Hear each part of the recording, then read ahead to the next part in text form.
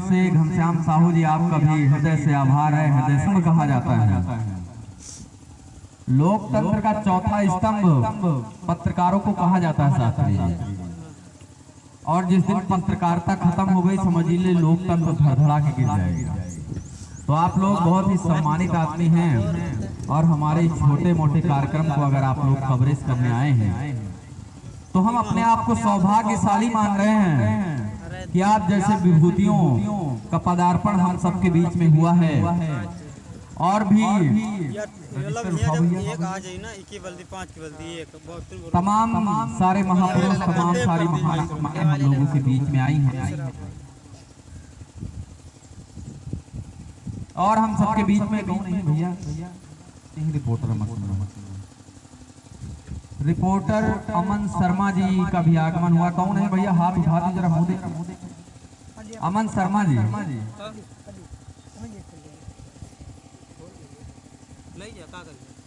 विनोद जी, अमन शर्मा जी कौन है? अच्छा आप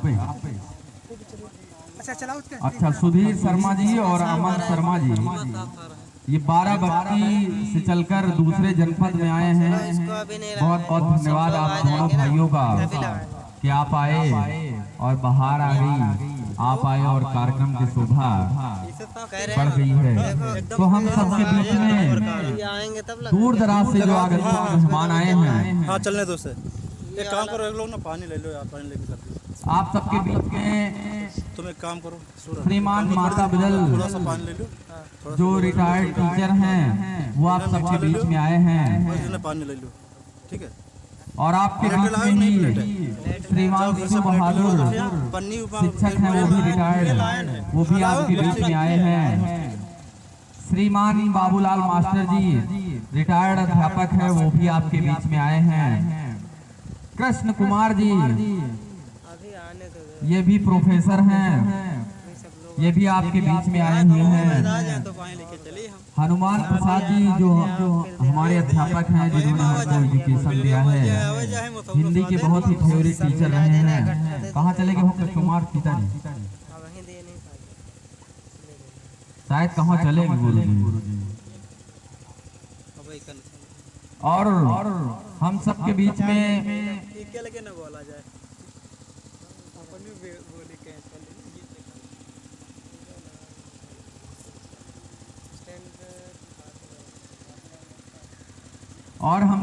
में पंडित शैलेंद्र कुमार त्रिपाठी जी का भी आगमन हुआ है, जो फतेहपुर जिला से आए हुए हैं। और शैलेंद्र कुमार जी त्रिपाठी एक एनजीओ भी ऑपरेट करते हैं, जिसके माध्यम से देश के तमाम सारे युवाओं को नशा मुक्ति का संदेश देते हैं और युवाओं को नशा न करने की हिदायत देते हैं, नशा न करने की सलाह देते हैं। और भी तमाम सारे एनजीओ में कार्य होंगे उसको आप करते हैं। और हम सबके बीच में भी पिंडारा प्रधान राम किशोर जी का भी आगमन, राम किशोर मौर्य जी का भी आगमन हुआ है। तो जितने सारे मेहमान हैं उन सभी का हम हृदय से स्वागत करते हैं। आपके बीच में खरामा से बीडीसी प्रतिनिधि दीपक साहू जी का आगमन हम सबके बीच में हुआ है, उनका भी हृदय से स्वागत है। और हम सबके बीच में कुसुम्भी से अंकित जी के चाचा जी आए हैं, उनका भी हृदय से स्वागत है। अंगनू भैया हम लोगों के बीच में है, आपका भी हृदय से स्वागत है। आप भी अपने जमाने के बेहतरीन एक्टर हुआ करते थे, हम लोग काफ़ी छोटे थे, तब से हम लोग आपको जानते हैं। बेहतरीन प्रदर्शन आपका रहा है और बहुत ही ईमानदारी से आपने समाज के बीच में कार्य किया है। हमारे फूफा जी भी बैठे हैं, उनका भी हृदय से स्वागत है। हमारे चाचा श्री बीच में बैठे हुए हैं, उनका भी हृदय से स्वागत है। और इधर हमारे दादा श्री हौसला प्रसाद जी का भी आगमन हम सबके बीच में हुआ है, उसका भी हृदय से स्वागत है। और तमाम सारे लोग हम सबके बीच में आए हैं। हमारे परम पूज्य पिता श्री राम बालक जी, उनका भी आगमन हम सबके बीच में हुआ है। और सभी का हम हृदय से स्वागत करते हैं, हृदय से नमन बंदन और अभिनंदन करते हैं। और भी आपके बीच में अभी मेहमान आ रहे हैं, लेकिन गांव के लोगों का समर्थन इस अच्छी चीज में कम मिल रहा है, इसका हमें दुख है। अब क्यों नहीं मिल रहा है इसके कारण तो बाद में स्पष्ट हो जाएंगे। लेकिन कार्यक्रम अगर हम लोग कोई ठानते हैं तो किसी के रहने या ना रहने से कोई फर्क पड़ता नहीं है, कार्यक्रम होता ही होता है। क्यों दीपक जी? कार्यक्रम तो होता ही होता है, कोई रहे या ना रहे, कोई अपना टेंट लगाए या ना लगाए, लेकिन कार्यक्रम तो होगा ही होगा, है ना। तो ये सब चीजें हैं। तमाम मेहनत जिस दिन से विनोद जी हमारे पास पहुंचे, हमसे कहा कि आपका सहयोग चाहिए। हमने कहा अच्छी बात है, ये समाज के हितार्थ है, लोगों के हित में है। जो भी संभव हमसे मदद होगा हम करने का पूरा प्रयास करेंगे। और उसके बाद उनको मैंने सलाह दी कि आप नशा मुक्ति अभियान के अपने क्षेत्र के सबसे बड़े धुरंधर बाबूलाल मास्टर जी के पास आप जाइए, क्योंकि मोहनलालगंज से सांसद माननीय श्री, इसमें तस्वीर छुपी हुई है, केंद्रीय मंत्री कौशल किशोर जी, उनके एक लड़के का निधन भी इसी नशा से हो गया था। कौशल किशोर जी के पास पैसे की कोई कमी नहीं, खूब पैसा है, नेता है, इतने बड़े केंद्रीय मंत्री हैं, लेकिन अपने हेलो बेटी की एक गंदी आदत ने उनके जीवन को तहस नहस कर दिया।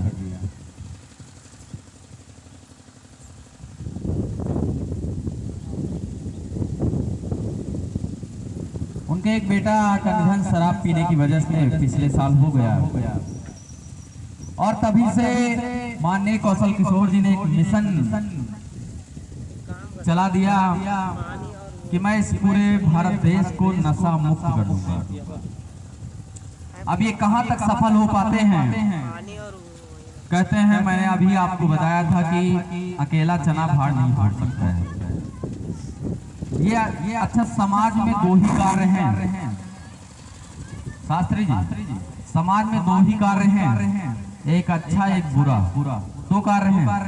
इसके अलावा दुनिया में तीसरा कार्य कोई नहीं है, बीच वाला कोई नहीं। घनश्याम भैया, दो कार्य हैं, अच्छा और बुरा। अगर कोई नशा है तो या तो वो अच्छा होगा या तो वो बुरा होगा, दो में एक ही होंगे। लेकिन अच्छा कोई नशा भैया आप जानते हैं? हाँ, अच्छा नशा का बहुत अच्छा माइंड यार चलाते हो, ब्रिलियंट माइंड, बहुत बहुत धन्यवाद आपको। घनश्याम भैया ने बताया कि अच्छा नशा हम लोगों का भोजन। लोग कहते हैं कि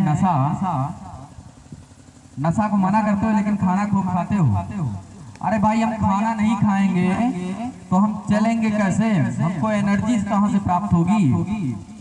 जिन पोषक तत्वों की हमें जरूरत है उनकी प्राप्ति हमें कहां हो पाएगी? लेकिन अगर हम दारू नहीं पिएंगे, शराब नहीं पिएंगे, मसाला नहीं खाएंगे, बीड़ी सिगरेट नहीं पिएंगे, तो क्या हम चल नहीं सकते? हम चल सकते हैं। क्यों गुरुजी? चल सकते हैं, नहीं चल सकते गुरुजी? चल सकते हैं ना, बगैर स्मोकिंग के। लेकिन अगर आप भोजन नहीं, मतलब अगर आप नहीं करते हैं शायद आप नहीं चल पाएंगे। तो यहाँ पर हम लोग जिस नशे के बारे में बात करने आए हैं कि वो समाज से दूर हेलो वो है बुरा नशा, मतलब गंदा नशा, और उसी को दूर करने का प्रयास करने के लिए ये शाहबापुर के इस धरती पर लोगों को आमंत्रित किया गया है। LKD ऑल इंडिया ऑडिशंस के माध्यम से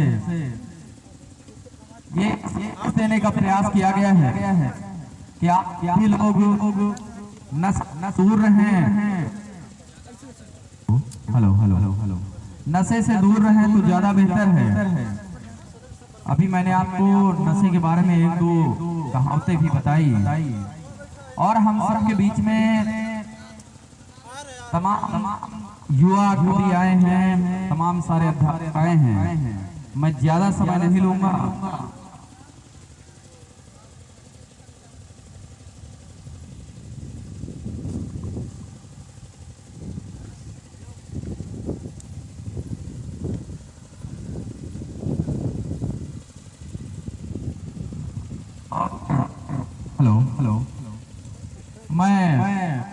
जो भी हमारे बीच में आगंतुक मेहमान आए हैं, दराज से आए हैं, इस अच्छी किताबें शास्त्री जी और अच्छे लोग और अच्छे विचार जिन लोगों की समझ में बहुत कम आते हैं, क्योंकि अच्छे लोग ज्यादा पालिश नहीं मार पाते हैं, है ना गुरु जी। और हमें नहीं लगता कि अच्छी चीज को पालिश मारने की जरूरत है, क्यों दीपक जी, है ना।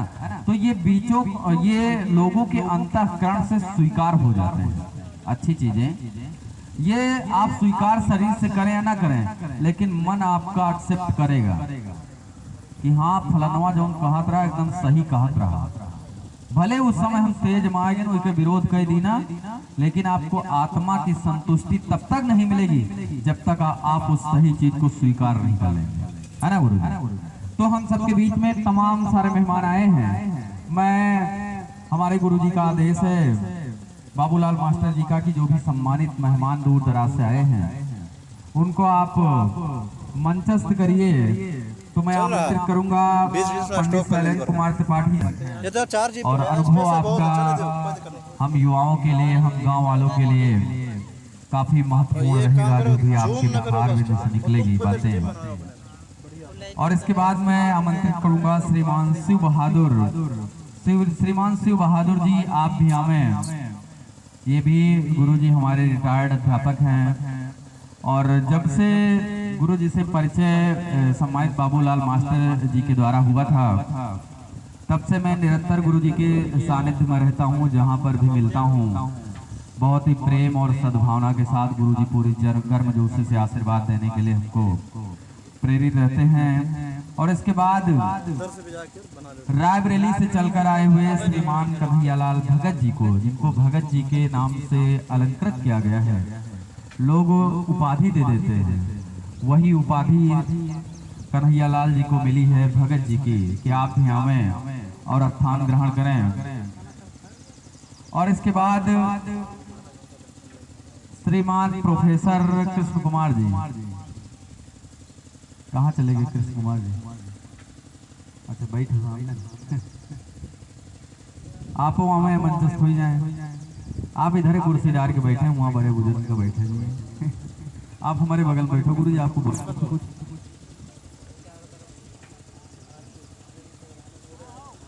और इसके बाद ये दूसरा ना, मैं अपने परम पूज्य पिताजी को भी आमंत्रित करूंगा कि आप भी आवें और मंच पर अपना स्थान ग्रहण करें।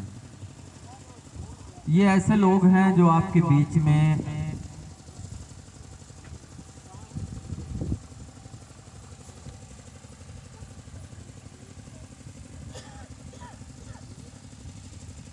और तमाम सारे लोग यहाँ पर आए हैं। हालांकि हमने बैठने की बहुत सुंदर व्यवस्था की है और कुर्सियों से बेहतर ये पद्मासन होता है, लेकिन आप लोगों की गोड़ न फिरे हैं, इनकी गोड़ फिरा लगी। अबे देखो सत्य कैसा पल फैया लगी है, तो बुरा ना माना जाए हो। गुरु जी हो रहे आए हैं बहुत दूर से, ये आपके बीच में अपने अपने विचार रखेंगे, इसलिए गुरु जी सबको हमने मंचस्थ किया है। तो काका जी आपको ज्यादा जल्दी नहीं है ना, सबसे पहले शुरुआत भी हम आप ही से करेंगे।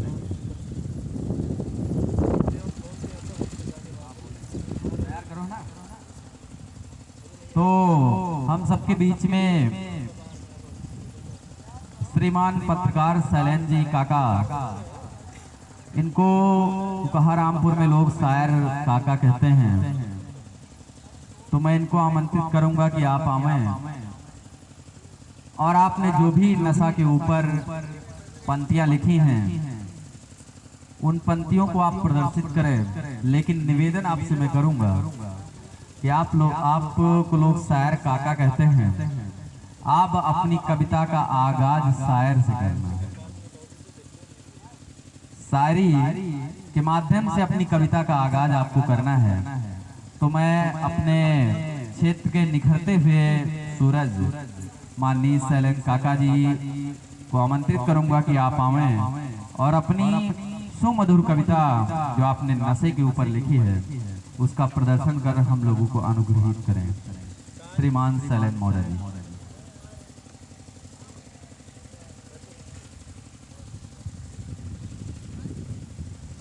सम्मानित मंच और दूर दराज से आए हुए हमारे सभी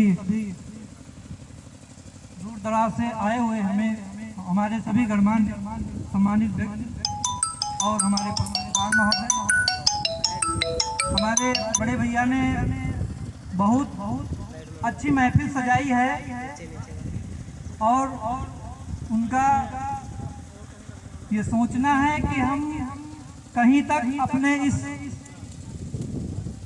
गांव को, देश को नशा मुक्त करना चाहते हैं। और एक कहावत है कि अगर हम तहे दिल से किसी बात को मन में बिठा ले तो मंजिल अवश्य मिलती है। कि कदम चूम लेगी खुद आकर मंजिल, कदम चूम लेगी खुद आकर मंजिल, अगर राही अपनी हिम्मत न हारी। हम आपके गम के पास बैठे थे, हम आपके गम के पास बैठे थे और सारे गम उदास बैठे थे। इस कदर लूटा नशे ने हमें, इस कदर लूटा नशे ने हमें, मैं खाने में हम और खाली गिलास बैठे थे। आइए हम आप लोगों की समझ अपनी पंक्तियां रख रहे हैं कि नशा ना करो, कि नशा ना करो, माई बाबू को बुरी साई हो। नशा ना करो, माई बाबू बुरी साई हो। कि तोहरो जिंदगिया, कि तोहरो जिंदगिया बर्बाद होई भाई हो। नशा ना करो, माई बाबू को बुरी साई हो। नशा ना करो, माई बाबू और साई हो। कि तोहरे आस बैठल रहनी, तोहरे आस बैठल रहनी, ताकली दुआरिया। कि तोहरे आस बैठल रहनी, ताकली दुआरिया। जल्दी आवे बाबू, कि जल्दी आवे हो बाबू, कि जल्दी आवे हो बाबू, लागी ना नजरिया। कि तोहरे आस बैठल रहनी, ताकली दुआरिया। जल्दी आवे हो बाबू अपनी नगरिया। कि जल्दी आवे हो बाबू अपनी नगरिया। कि भाईल बासरिया सुखी सुखी दुबराइल हो। कि भाईल बासरिया सुखी सुखी दुबराइल हो।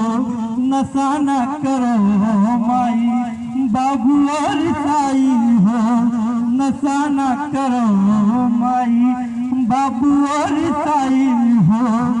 तोहरे कारण बीबी रोवे, तोहरे कारण बीबी रोवे।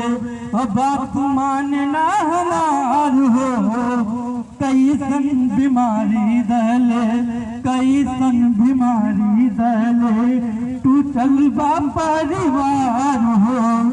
लागता हम अपन माथा, लागता हम अपना माथा पत्थरा से टकराई हो। लागता हम अपना माथा पत्थरा से टकराई हो। नशा ना करो माई बाबू और साई हो। नशा ना करो माई बाबू और साई हो। नयन पसारे लड़का रोवता निकोरा में। कि नयन पसारे लड़का रोवता निकोरा। अब तक दखान हमरे प्राण पति कौनो। कि बार बार लइका रोवे, बार बार लइका रोवे, बाबू बाबू चिल्लाई हो। नशा ना करो माई बाबू और साई हो। नशा ना करो माई बाबू और साई हो। रोज रोज दारू पी के रोज रोज दारू पी के करत बवाल हो, कि रोज रोज दारू पी के करत बवाल हो। तू ही बतावा कैसन भइल हमरो हाल हो, तू ही बतावा कैसन भइल हमरो हाल हो। कि कबहु नारी पाड़ल रहले, कबहु नारी पाड़ल रहले, कबहु लोट रोड पा घरवा न आवे मनवा मानना हमार हो। कि दारू के चक्कर में हम बहनी कंगाल हो, जिया तो सरिया बहनी, जिया तो सरिया दूसवार बहनी भाई हो। नशा न करो माई बाबू और साई हो। बहुत बहुत जय जवान।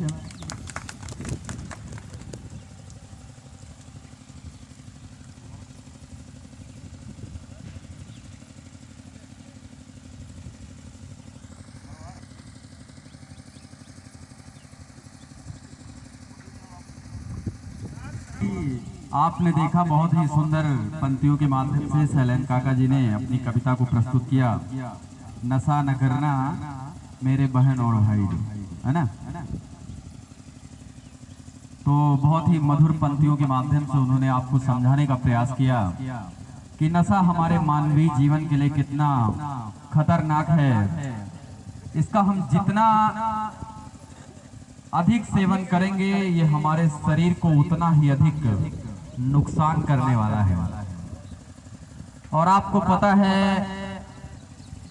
कि भगवान और परमात्मा का वास इस शरीर के अंदर है कि नहीं? सैलेन काका जी, गुरु जी, भगवान का वास इसी शरीर के अंदर है। और जब उसका ज्ञान हम लोगों को हो जाता है तो उसको कहते हैं अध्यात्म ज्ञान, है ना। आप लोगों ने अनुभव किया होगा। अच्छा, अनुभव तो हम करें सैलेन भाई। गुरु जी, हम मर्चेंट नेवी की नौकरी करते हैं तो हुआ जो जहाज रही हमारे लोगों का वो वही पर रोलिंग पिचिंग हुआ था। उस पर जब आप शुरुआती दौर में जाएंगे तो उसमें आप बैठेंगे ना तो आपको लगेगा कि यार मतलब चक्कर आ रहा है। तो वहाँ हम लोगों को पीने के लिए बियर दी जाती थी कि बियर पियो और नशे मस्त रहो। तो जब हम लोग शुरू में गए तो हम लोगों को वहाँ दिया गया, हम लोगों ने पिया उसको।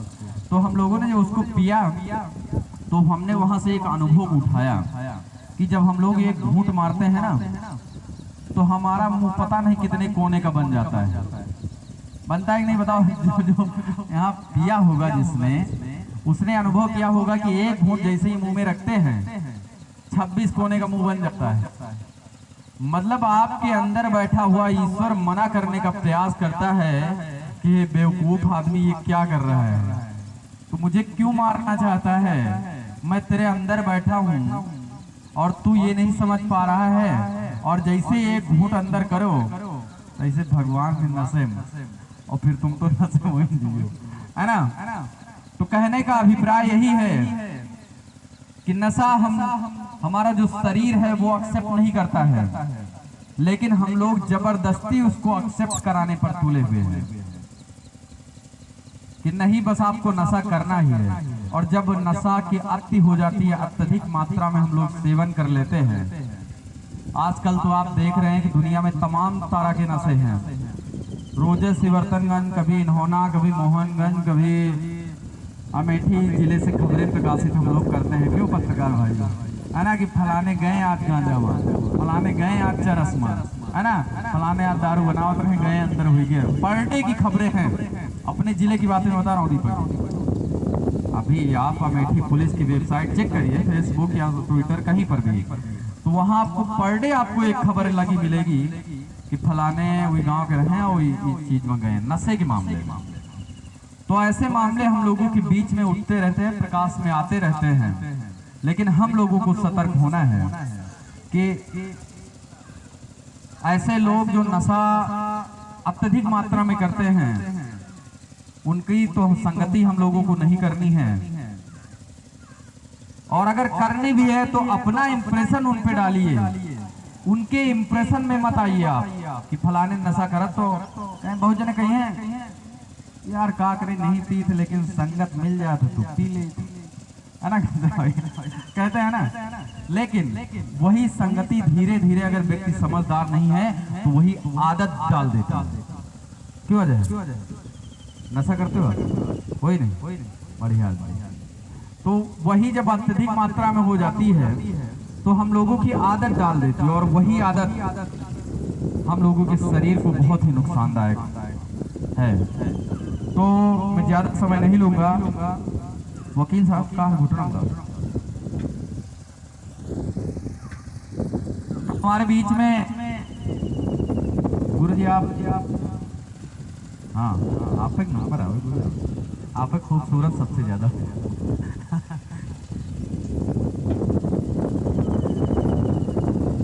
तो मैं अपने तरफ से हमारे परम सम्मानित शिव बहादुर रिटायर्ड अध्यापक हैं आप, लाही बॉर्डर अगर आप जाएंगे सामने आप देखेंगे जितनी भी दुकानें को कहाँ से जो आप रोड जाते हैं दीपक जी, ये पक्की वाली रोड आप जाइए, खड़ंजा मत आपको दिए, पक्की वाली रोड जाइए, सामने जितनी फ्रंट में दुकानें हैं ये हमारे गुरु जी की दुकानें हैं और सारी इन्होंने किराए पर उठा रखी हैं। तो इतना सब कुछ होते हुए बहुत ही गंभीर व्यक्तित्व के धनी हैं, मतलब कभी ऐसा लगता नहीं है। हमने आपको बता दिया कि टीचर है, नहीं तो गुरुजी के स्वभाव में ही सदा आचरण रहता है कि आप इनके स्वभाव से मतलब एक पैसे का घाट नहीं है, सब कुछ है गुरुजी के पास, बाल बच्चे पैसा कौड़ी सब कुछ। लेकिन इतनी बुजुर्गी में सोचिए वहाँ लाही बॉर्डर से चल के यहाँ आए हैं केवल लोगों को अच्छी बातें बताने के लिए, और साहबापुर के लोग घर से निकल के यहाँ कुर्सी पर नहीं आ पा रहे हैं, सोच लो। लेकिन गुरुजी रिटायर्ड हो चुके हैं, इनको किसी चीज की जरूरत नहीं है, लेकिन इनको जरूरत है किस चीज की कि हमारा युवा सुधरे, हमारा गांव सुधरे, हमारा समाज सुधरे, हमारा देश मजबूत हो। और इसीलिए गुरुजी को रात में 2 बजे फोन लगा तो गुरु चल रहे हैं डिक्की लेके खड़बड़ खड़बड़ और रहे। तो ये भावना कहीं ना कहीं गुरुजी के अंदर है। और गुरुजी आपको अपने अनुभव के बारे में बताएंगे, नशे के बारे में आपको बताएंगे। आप सभी से निवेदन है कि बातचीत ना करके, विमलेश भैया बहुत बतलात हो, बतलाओ ना तो पंचे हम देख रहे नहीं है सबका टका टका, ठीक है शांति से इधर देखा जाओ। और गुरुजी को आप सभी लोग बहुत ही प्यार से अपने मन को यही एकाग्र करके आप सभी लोग सम्मान गुरु जी को सुनेंगे। मैं अपना माइक अपने सम्मानित गुरु जी को समर्पित करूंगा कि आप यहाँ पर आए हुए लोगों को नशे कितने हानि लोगों को होती है उसके बारे में आप अवगत कराएं सम्मानित गुरु जी। आज के नशा मुक्त कार्यक्रम में संयोजक जी को मैं धन्यवाद देता हूँ कि आज नशा के संबंध में कम से कम कुछ अपने छोटा सा आयोजन किया है और बहुत सुंदर। जैसे कि आप लोग जानते हैं कि नशा एक बहुत बड़ा हमारे देश का, हमारे मानव समाज के लिए बहुत दोषपूर्ण है। इस नशे को हमें किस तरह से छोड़ना है, इसके बारे में जो ये शिविर लगा है, जो आयोजन किया गया है, तो बहुत ही सराहनीय है। सबसे पहले मैं आयोजन करने वाले को महान हम धन्यवाद देते हैं। नशा, हम लोग तो अध्यापक पेशेवर है, नशा तो जानते ही नहीं क्या नशा होती है। गुटखा, तंबाकू, बीड़ी, पान, तंबाकू, दारू, गांजा कुछ जानते ही नहीं कैसा होता है। यहाँ तक कि एक भी गुटखा जो है मुंह में कभी नहीं डाले होंगे। तो हम लोग तो इसके पक्ष में हैं और पता नहीं कितने बच्चों को ये शिक्षा दे करके हम लोग जो है उनको समझाते रहे, लेकिन फिर भी समझ में नहीं आता है। हमारे बहुत से लोग बैठे होंगे बीच में, आप खड़े हैं कि उस पर चाहे वो गुड़िया हो, उस पर एक चित्र बना होता है जो कि कैंसर का सूचक है कि हाँ कैंसर भी हो सकता है, लेकिन फिर भी हम उसको दांत से फाड़ करके मुंह में डाल लेते हैं। इतना खराब है, उसके अंदर हम देखते भी नहीं कि उसमें क्या पड़ा है क्या नहीं पड़ा है। पूरा जो है उसके गर्दा सहित, धूल सहित हम इसको फाँक जाते हैं। कितना खराब बात है। और इससे बहुत बड़ा भयंकर जो है हमको बाद में पछताना पड़ा। उसके बाद दारू गांजा के लिए भी जो है बहुत बड़ी कि आज सरकार भले पे बेचे, उस सरकार की आमदनी हो रही है, लेकिन हमको सोच करके कि हमको नशा जो है नहीं करना चाहिए। और नशा जो है जो करते हैं वो लोग आज नहीं तो कुछ दिन के बाद पश्चाताप करेंगे। ये शरीर जो है किस प्रकार बना है इसके बारे में जो शिक्षित लोग हैं वो तो अच्छी तरह जानते हैं कि शरीर कैसे बने हैं। और इस शरीर के अंदर यदि कोई चीज़ जाती है तो कितना खराब होता है। इस आत्मा को कहा जाए, शरीर को कहा जाता है मंदिर।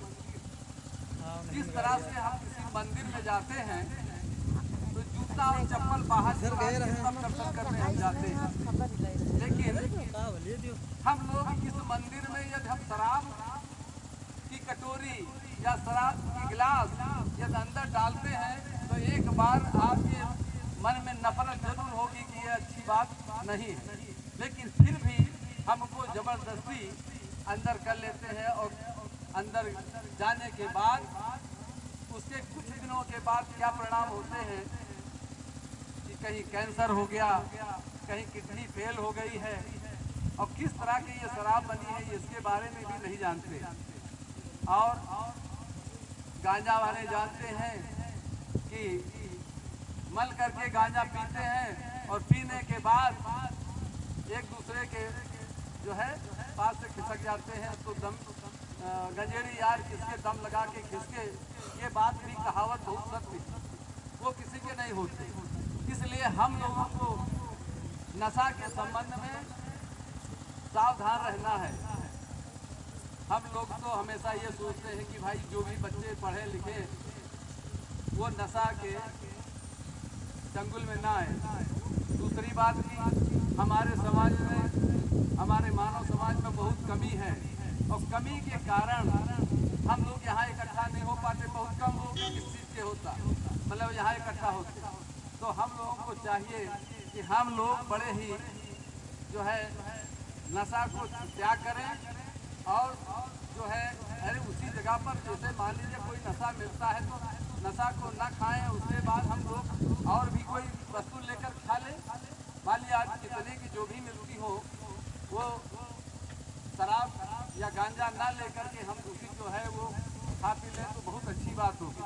तो इसलिए हम सबसे पहले आप सब लोगों को धन्यवाद देते हैं कि कम से कम यहाँ आकर के और इस आयोजन नशा मुक्ति में आप लोग यहाँ सहभागिता किए हैं। आप लोग धन्यवाद। जय भारत, वंदे मातरम। बहुत बहुत धन्यवाद गुरुजी, आपने बहुत ही कम शब्दों में बहुत अच्छी अच्छी बातें बताई। गुरुजी के अभिभाषण में आपने एक बात नोटिस किया होगा, गुरुजी ने कहा कि नशेड़ी यार किसके दम लगा के खिसके। बहुत ऊंची बात गुरुजी ने की है। अब आप सोचिए कि कोई नशा करता है, वो व्यक्ति, ये शरीर कितना इम्पोर्टेंट है। फूफा, ये शरीर बहुत महत्वपूर्ण है, बहुत अमूल्य है। इसके ऐसे ऐसे अंग आपको मिलेंगे जो लाखों रुपए खर्च कर दो और बीमारी से आप निजात नहीं पाते हैं। तमाम सारे, अभी पंडित अटल बिहारी वाजपेयी का भी कुछ दिन पहले देहांत हुआ है। उनके घुटने में वो ट्रांसप्लांट कराया था, मतलब दूसरा घुटना लगा दिया था। उनको गठिया बाई हो गई थी। लगवा तो लिया, पैसा था उनके पास, लेकिन वो ठीक तब भी नहीं हुआ। आपके हृदय में कभी कभी ऐसे ऐसे छिद्र हो जाते हैं कि लोग हृदय का ट्रांसप्लांट करवाते हैं, मतलब दूसरा लगवाते हैं, उसके स्थान पर दूसरा लगवाते हैं और उसमें लाखों रुपए गर्दा कर देते हैं।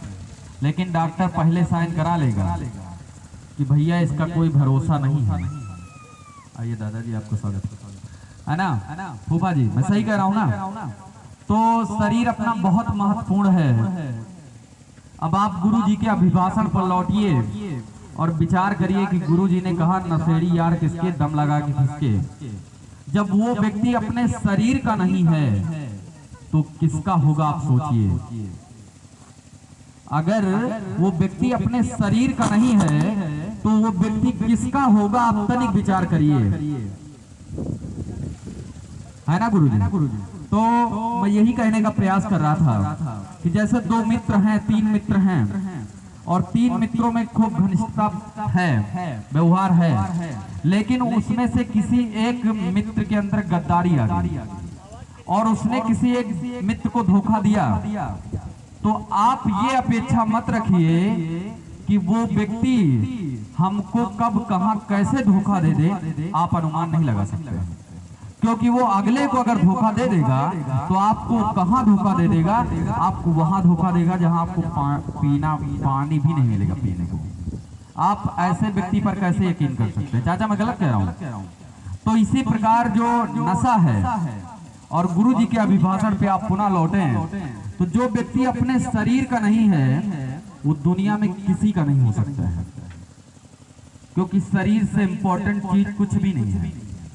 तो हमारे बीच में सम्मानित हनुमान प्रसाद जी जो टीचर हैं और हमारे तो गुरु हैं, और गुरु के आगे अगर लड़का बोले तो शायद छोटी बात होगी। मैं अपने सम्मानित गुरु जी को, हनुमान प्रसाद जी को आमंत्रित करूंगा कि वो हमें और मंचस्थ होकर यहाँ से आप लोगों को कुछ बताने का प्रयास करेंगे तो हम लोगों की जहन में ज्यादा प्रवेश करेगा।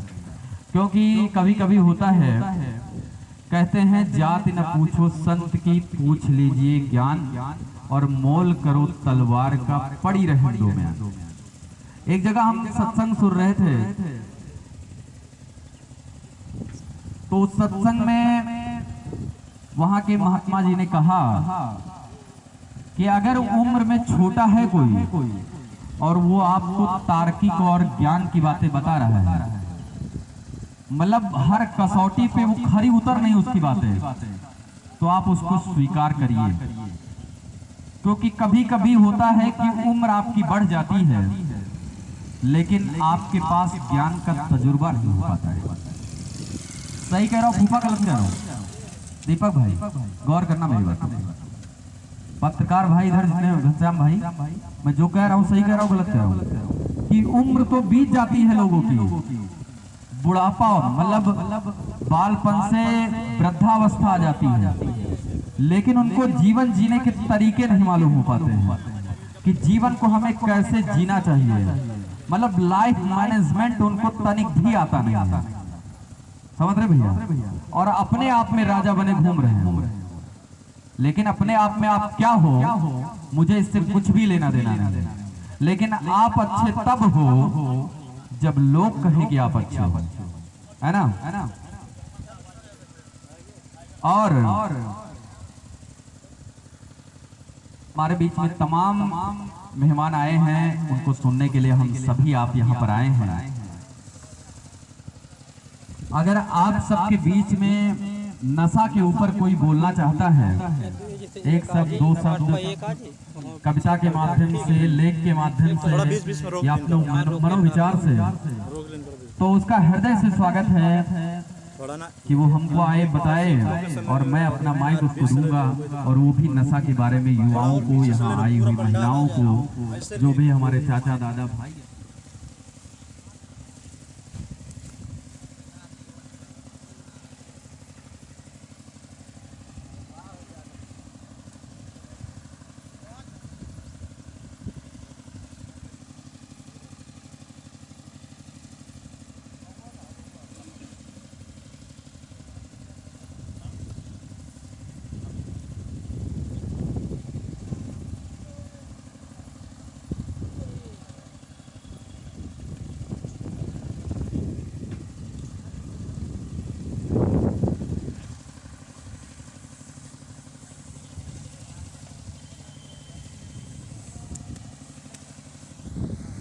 बेनिफिट देने का प्रयास करता हूं विचारों से कि हम लोग जिस मिशन को यहाँ के युवाओं ने ठाना है। वो मिशन हमसे पहले तमाम सारे महापुरुष इस दुनिया में आए हैं, उन्होंने उस मिशन को बहुत पहले छेड़ा है। लेकिन कहते हैं समय समय पर होता है समय समय की बात। जो पुरानी लोग, अच्छा हम लोगों को किताबें पढ़ना चाहिए। जो लोग लिख के गए हैं, तमाम सारे लेखक, तमाम सारे विद्वान, तमाम सारे कवि लिख के गए हैं, उन किताबों का अध्ययन हम लोगों को करना चाहिए, क्योंकि वो अपना अनुभव लिखकर उसमें गए हैं। और जाहिर सी बात है कि अगर अच्छे अच्छे विचार, अच्छे अच्छे कोटेशन, अच्छे अच्छे शब्द उन्होंने इस्तेमाल किए हैं उस किताब में, तभी वो किताब प्रिंट होती है, दिल्ली में पहुंच जाती है आप तक। अगर उसके विचार अच्छे ना हो तो क्या वो दिल्ली से आप तक पहुंच सकती है? नहीं पहुंचेगी ना। ये हमारे अंगनू भैया बहुत तेज हाथ हिला के बता रहे हैं, क्योंकि ये अपने जमाने के बहुत बेहतरीन एक्टर हुआ करते थे। आप सभी लोगों ने इनका रंगमंचन देखा होगा। हालांकि शायद आप भैया नहीं जाते हैं ना, अब बंद कर दिया, लेकिन बहुत ही बेहतरीन हमने देखा था। भैया एक रात के लिए राजा भी बने। बहुत गजब का परफॉर्मेंस भैया का रहता था। और रहता इसलिए था क्योंकि ये पढ़ते थे। अब भाई वहां बोलना है आपको, और जब आपको ज्ञान ही नहीं है तो आप क्या बोलेंगे, है ना भैया?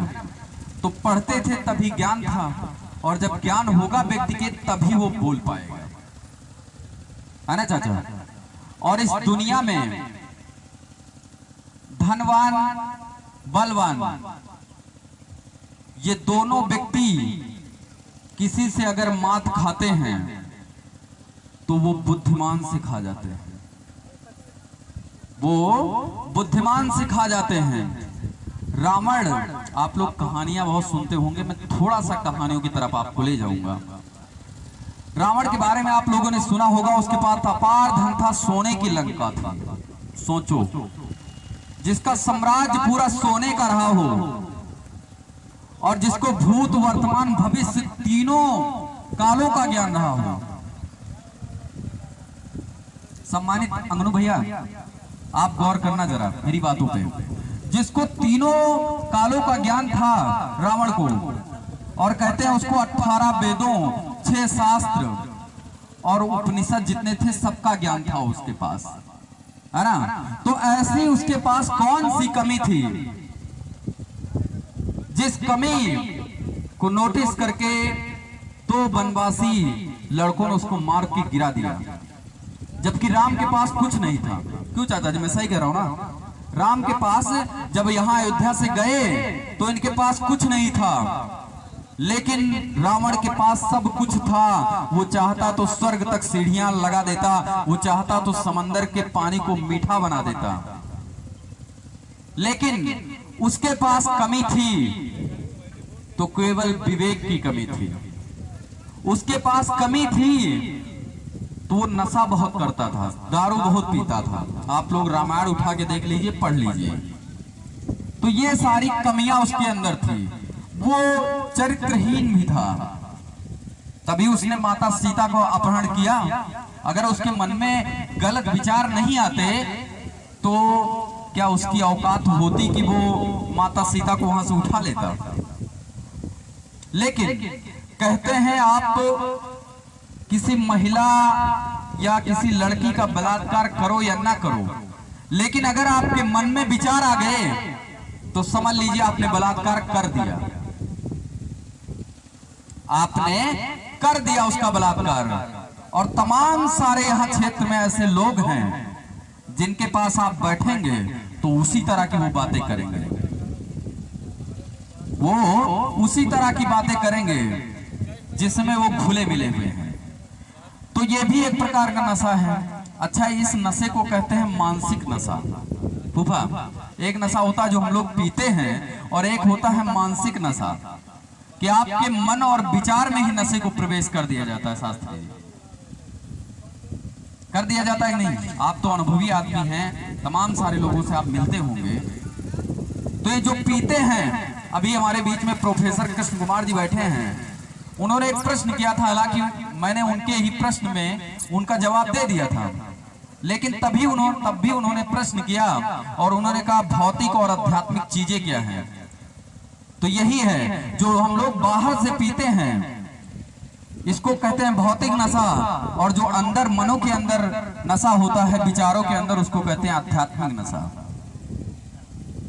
जो हम लोगों के सामने दिख रहा है ये भौतिक नशा है, ये भौतिक चीजें हैं, और जो हमको नहीं दिखती हैं वो आध्यात्मिक चीजें हैं। मतलब भौतिक चीजें जहां पर खत्म होती हैं, अध्यात्म की शुरुआत वहीं से होती है। ये तमाम सारे महापुरुषों ने अपने अपने लेखों में प्रदर्शित किया है। और इसके बाद मैं अपने बीच में आमंत्रित करूंगा, गुरुजी आप बोले। हाँ आप ही बोले गुरुजी, आप पड़ोस के, थोड़ा एनर्जी गुरुजी के अंदर आएगा।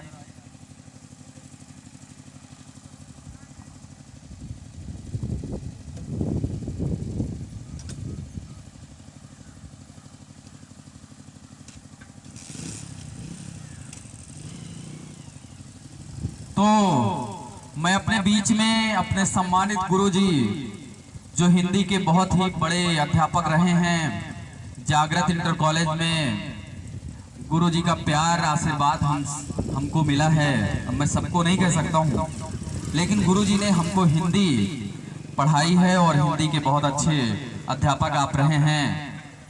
और हमारे परम मित्र कृष्ण कुमार जी के पिताजी हैं सम्मानित हनुमान प्रसाद जी।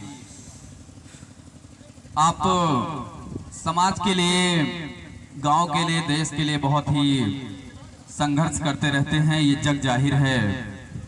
आपके पढ़ाए हुए तमाम सारे स्टूडेंट्स हैं जो आज तमाम सारे पदों पर आसीन हैं और वहां की शोभा बढ़ा रहे हैं। आपका ही छात्र मैं भी रहा हूं, आपका ही स्टूडेंट मैं भी रहा हूं। तो मैं आपको धन्यवाद तो नहीं दे सकता हूं गुरुजी, लेकिन इतना जरूर कहूंगा कि मैं इतनी देर से यहाँ बातें कर रहा हूँ, लगभग हिंदी में ही बातें कर रहा हूँ, लेकिन अगर गुरुजी हमका डंडा लेके उभारे ना होती तो शायद हमको हिंदी इतना ना आती। लेकिन मैं धन्यवाद देता हूँ कि गुरुजी का उस समय का मार आज हम लोगों के लिए वरदान बन गया है, और नहीं तो हम लोग गलत रास्ते पे चले जाते हैं, है बात कि नहीं। लेकिन ये गुरुजी की देन है कि हम लोगों को उस समय डरा के रखा और कहा सदमार्ग पे चलो, सही रास्ते पे चलो, नहीं उहार दे रहे, है ना फूफा जी। तो हम धन्यवाद देंगे सम्मान गुरुजी को कि आपकी ताकत के बलबूते आज हम यहाँ पर माइक पकड़े और आप लोग हमको सुन रहे हैं, हम बोल रहे हैं।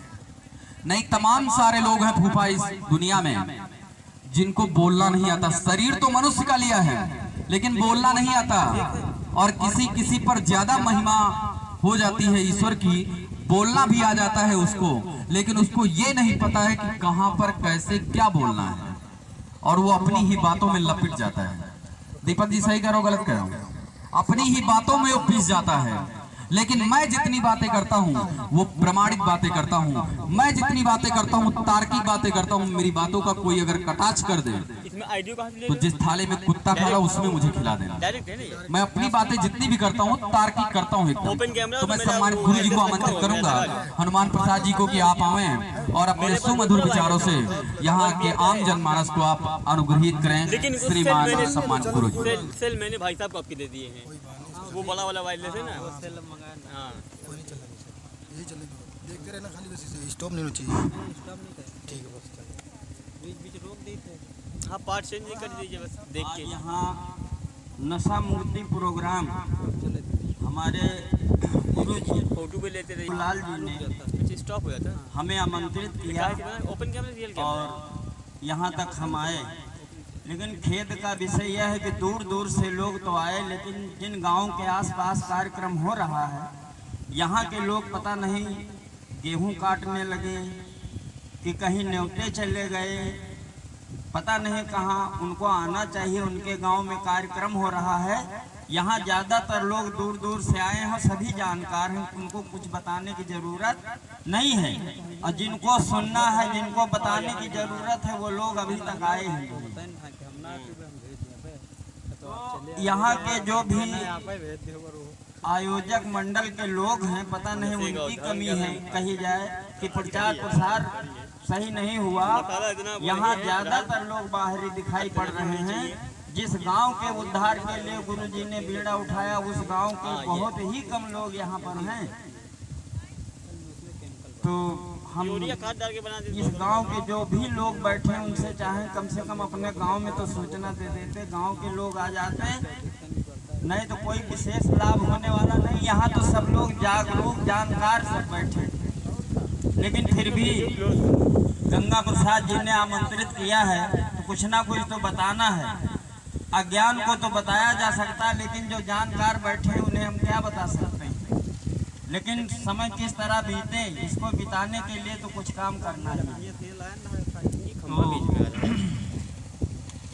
मंचासीन हमारे सभी गुरुजन वृंद और ज्ञात अज्ञात जो भी महापुरुष बैठे हैं उनका अभिनंदन वंदन प्रणाम नमस्कार करता हूं, और सामने बैठे भाइयों एवं बहनों को नमस्कार प्रणाम करता हूं।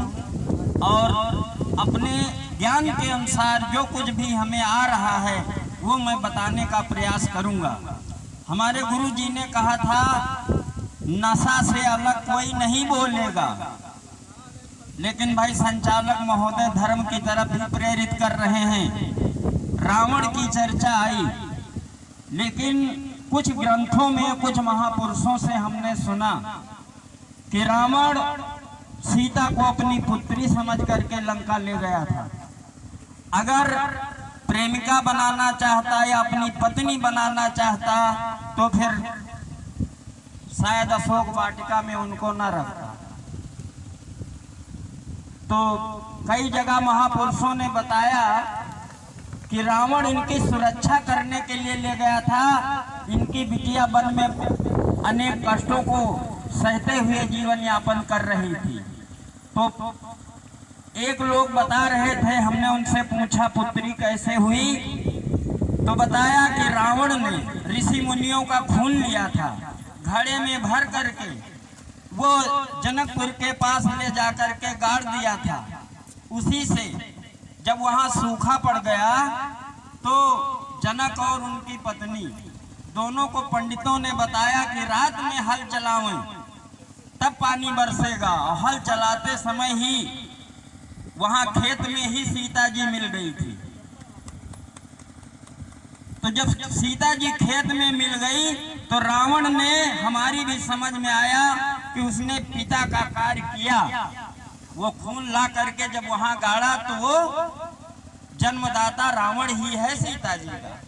इसलिए अपनी पुत्री की सुरक्षा के लिए वहां ले गया था। और दूसरा जो बात हम रखना चाहते हैं वो दूसरी बात यह है कि जब रामेश्वरम की स्थापना हुई तो राम ने रावण को क्यों बुलाया? अगर वो शराबी था तो, अगर शराबी था तो क्यों रावण को वहां बुलाया राम ने? स्थापना रावण के द्वारा हुई है वहां पर, ऐसा भी लिखा हमको मिला है।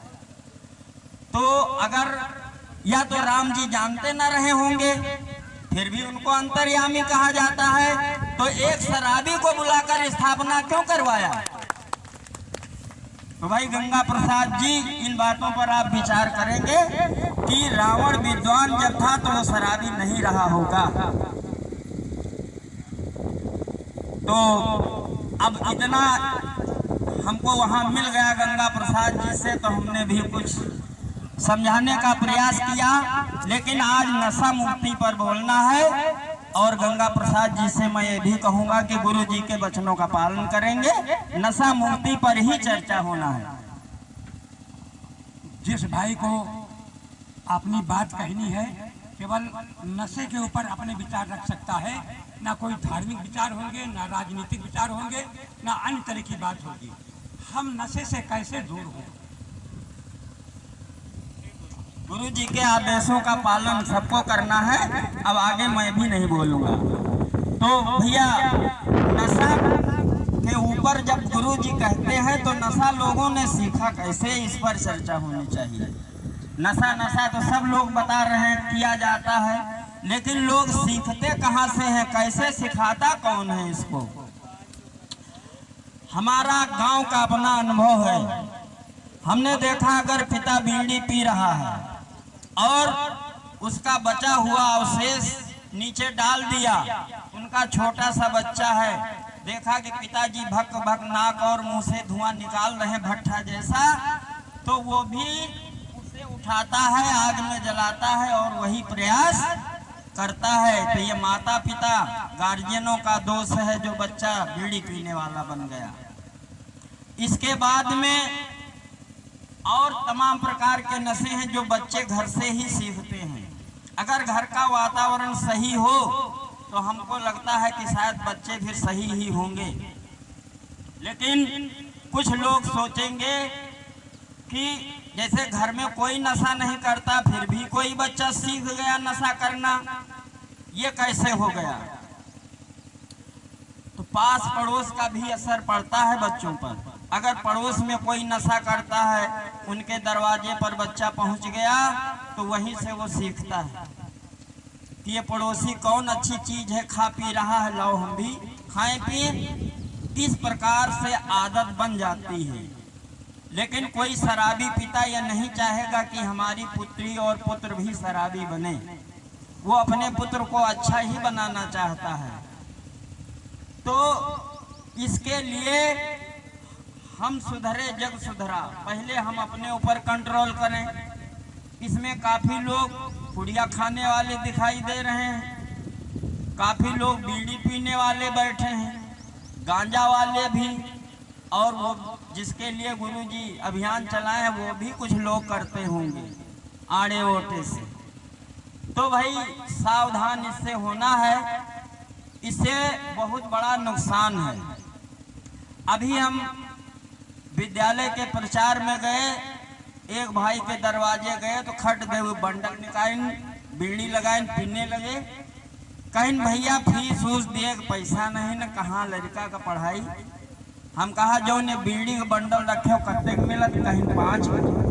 हम कहा दिन भर में कतना पी लिया दो, कहीं 2-3 बंडल लाग जाल रात दिन मिला के 15 रुपए बीड़ी पर खर्चा करते हैं, उसके साथ माचिस भी एक आध लग जाती होगी 16 रुपए, तो 15 या 45, 450 की बीड़ी पी लेते हैं।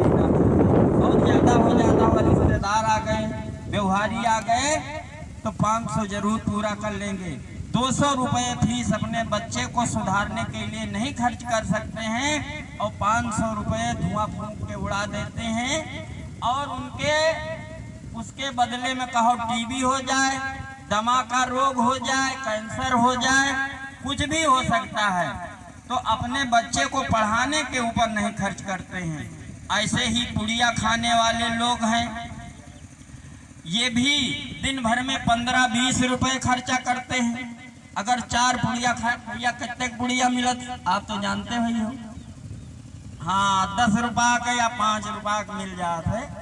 तो अगर 3 पुड़िया खाएं तो यह 15-20, 3-4 पुड़िया रिश्तेदार आ गए तो 25-30 पहुंच सकत है। अब ब्याह होगा तो हुआ तो हजारन के हो सकत है शादी ब्याह में। तो इस प्रकार से पुड़िया खाने वाले भी खूब खर्चा करते हैं, लेकिन अपने बेटी और बेटे की पढ़ाई के ऊपर नहीं खर्च कर सकते। उनको कहाँ भेजेंगे? सरकारी विद्यालयों में, जहाँ खाना मिलता है, जूता मोजा मिलता है, बस्ता झोला मिलता है, पैसे मिलते हैं, लेकिन पढ़ाई का काम नहीं मिलता है। अगर पढ़ाई होती हो वहाँ पर होती तो सरकारी विद्यालय के अध्यापक प्राइवेट विद्यालयों में क्यों अपने बच्चों को भेजते? स्वयं अपना पढ़ाते हैं। जो गरीब तबका है इनके बच्चों को बुलाने जाते हैं कि चलो सरकारी में बड़ी सुविधा है, लेकिन अपने मुंह से पूछा जाए अपने बच्चों को क्यों बाहर भेज देते हो? भाई जब पढ़ाई अच्छी होती है तो अपने बच्चों को भी यहाँ पढ़ाइए। कुछ पहले सरकार ने थोड़ा अभियान या शुरुआत की थी, लेकिन सरकार में लोग जो भी हैं वो भी प्राइवेट विद्यालयों में, जहाँ बहुत ज़्यादा फीस पड़ती है,